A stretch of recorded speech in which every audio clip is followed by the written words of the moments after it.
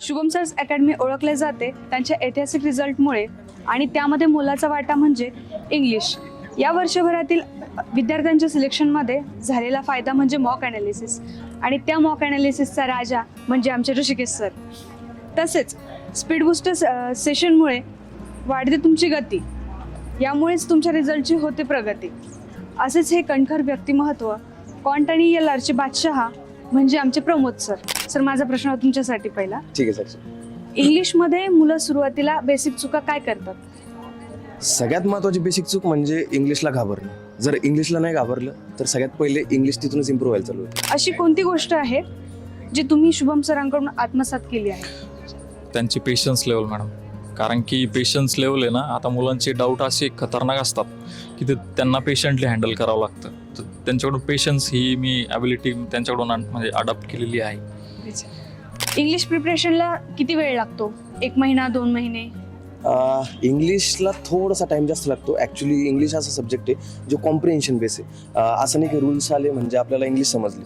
त्यामुळे थोडंसं इंग्लिशला बाकी सब्जेक्ट कम्पेरेटिव्हली जर बघितलं तर थोडासा जास्त टाइम लागतो. मग ते फिक्स नसतो, आपल्या लेवलवर डिपेंड असतो. SSCचा स्टाफ मेंबर मधील तुमचा रोल मॉडेल तुम्ही कोणाला मानता? SSCचा रोल मॉडेल सोनी सरांना. सर, घाटाखालचे लोक चांगलेत की घाटावरचे, आणि ते का?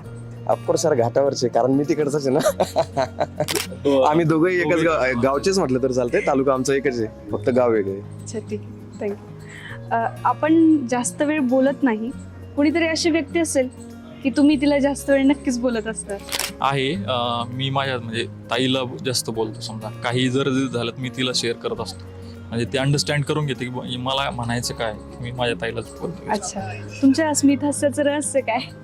स्मित हास्याचं रहस्य म्हणजे आता हे तिन्ही पण टीचर आहे ना, ते कधी पण कोणत्याही परिस्थितीमध्ये हसत असतात.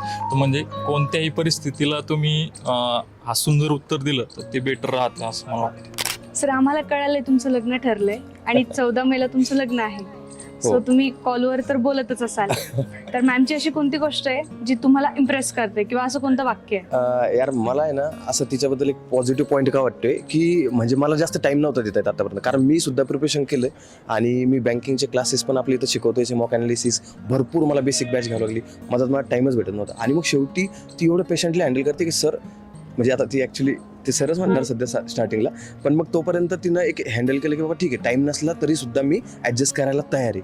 मला हे एक पॉझिटिव्ह पॉईंट खूप चांगला वाटतं तिच्याबद्दल. ओके. सर, आता मॅमसाठी एक सॉन्ग. अरे यार, सॉन्ग तर मी सॉन्ग नको. लास्ट टाइम तर मी मग त्यापेक्षा सॉंगच बरं आहे. मग ठीक आहे, सॉन्ग.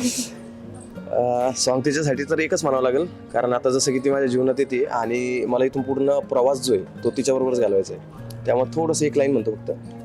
यू तो अकेला भी अक्सर गिर के संभल सकता हूँ मैं, तुम जो पकड़ लो हाथ मेरा दुनिया बदल सकता हूँ मैं.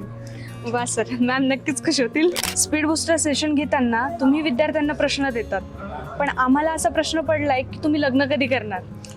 लग्न पहिले आता म्हणजे 2025-26 मध्ये आहे. पहिले तर आता आहे SBIचा निकाल लागल्याच्या नंतर ते कळेल. म्हणजे त्याच्यावरच डिपेंड आहे बऱ्यापैकी. अच्छा.